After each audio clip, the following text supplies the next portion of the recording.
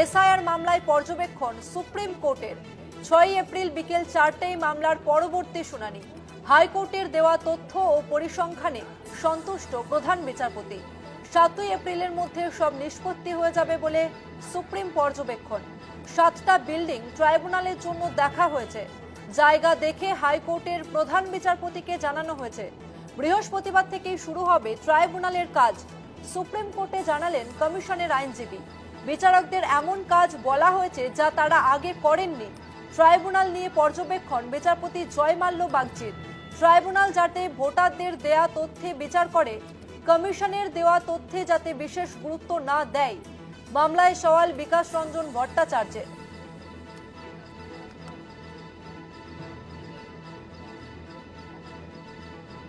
SIR মামলায় বড় পর্যবেক্ষণ সুপ্রিম কোর্টের। আজকেও যদি কেউ 18 বছরে পা দেয়, তারও ভোটার লিস্টে নাম থাকবে। 6 এপ্রিল বিকেল 4টে এই মামলার পরবর্তী শুনানি রয়েছে।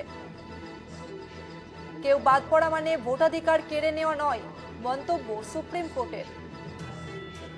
আজ যদি কেউ 18 বছরে পা দেয়, তারও ভোটাধিকার রয়েছে। এসআইআর মামলায় পর্যবেক্ষণ সুপ্রিম কোর্টের।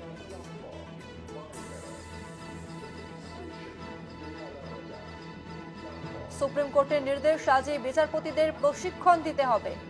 অনলাইন ও অফলাইন প্রশিক্ষণ দিতে হবে।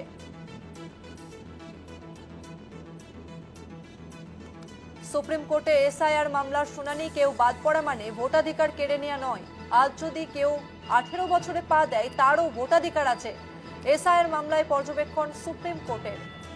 আরো বিস্তারিত জানবো, আমাদের সঙ্গে ফোন লাইনে রয়েছে প্রতিনিধি পীযুষ কান্তি নাগ। পীযুষ, এসআইআর মামলায় সুপ্রিম কোর্টে ঠিক কি পর্যবেক্ষণ?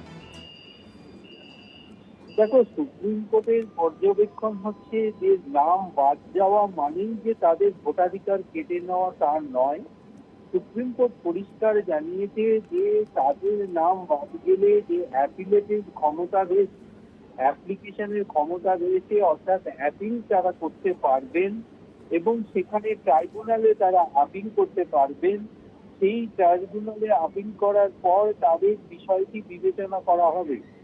নিয়ম অনুযায়ী যে কোনো ব্যক্তির যদি 18 বছর হয়, তাহলে সেই 18 বছর যদি আজকে তার নির্বাচন কমিশনের 23-এর আইন অনুযায়ী মনোনয়ন জমা দেওয়ার শেষ দিন পর্যন্ত নাম অন্তর্ভুক্তি করা যেতে পারে। ধরে নাও আজকে কারোর 18 বছর হলো, তারও অধিকার আছে, আইনগত অধিকার আছে তার নাম নথিভুক্ত করার। অর্থাৎ তাদের নাগরিকত্বের ক্ষেত্রে ভোটদানের অধিকার থেকে কাউকে বাদ দেওয়া যায় না, এমনটাই কিন্তু মন্তব্য সুপ্রিম কোর্টে।